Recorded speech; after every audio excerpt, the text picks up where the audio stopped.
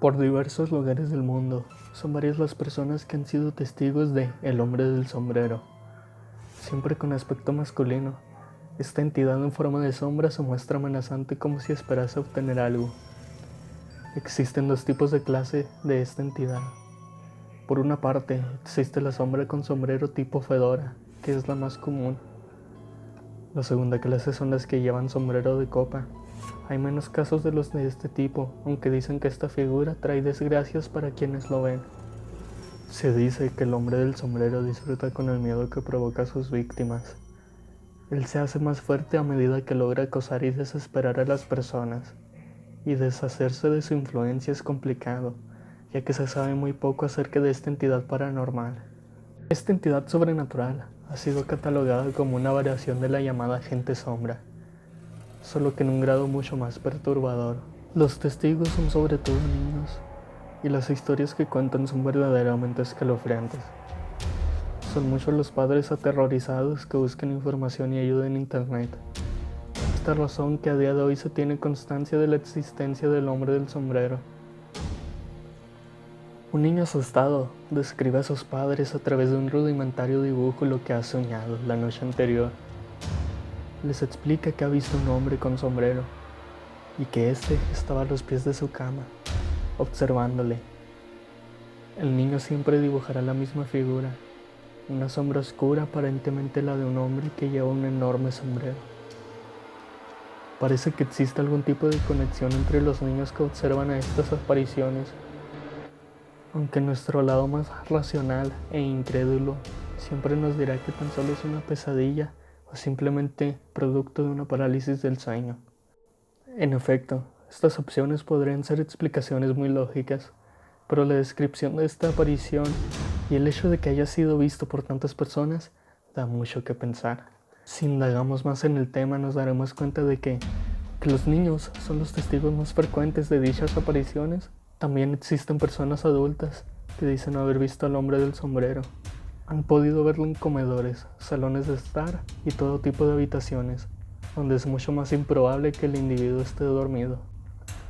Llegados a este punto, es mucho más difícil creer que solo se trata de una pesadilla o una parálisis del sueño convencional. Hay muy poca información acerca del origen del hombre del sombrero y desconocemos cuál es el motivo principal de su existencia. Podría parecer que su propósito es asustar a las personas, sobre todo a los niños, pero estos son solo teorías. Es complicado saber cuál es el propósito de esta entidad paranormal. No suele intentar comunicarse con la gente. Eso sí, su sola presencia es más que suficiente para provocar un enorme temor en niños y adultos por igual. Sea una sombra, un fantasma o una entidad demoníaca, lo cierto es que desaparecerá después de unos cuantos segundos. Además, la enorme mayoría de personas que dicen haberse encontrado con el hombre del sombrero están seguras de que no se trataba de una sombra convencional. Era una figura muy sólida y oscura, como si realmente hubiera un hombre ahí. El contorno del sombrero también se podía apreciar muy bien, como si fuese real. Es por esta razón que las personas que han visto al hombre del sombrero creen que fervientemente no es un sueño, sino más bien una experiencia real. Pese a que el hombre del sombrero está relacionado con las apariciones de la agente sombra, cabe decir que no son exactamente lo mismo. En el caso del hombre del sombrero podremos distinguir atributos muy específicos de su aspecto, como por ejemplo el sombrero o la gabardina negra. Por el contrario, las sombras ordinarias no presentarán demasiados detalles específicos ni podremos identificar ropajes.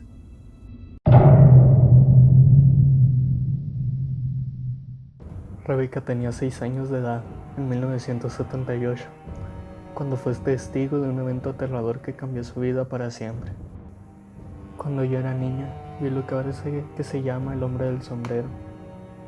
En este momento de mi vida, mi madre, mi hermana y yo vivíamos con mis abuelos. Rebecca recuerda que otros parientes también se alojaban en casa de sus abuelos en ese momento, teniendo que dormir en el dormitorio para invitados con su hermana. Esa noche, Rebecca y su hermana dormían en la habitación de su abuela y pronto descubrirían que no estaban solas.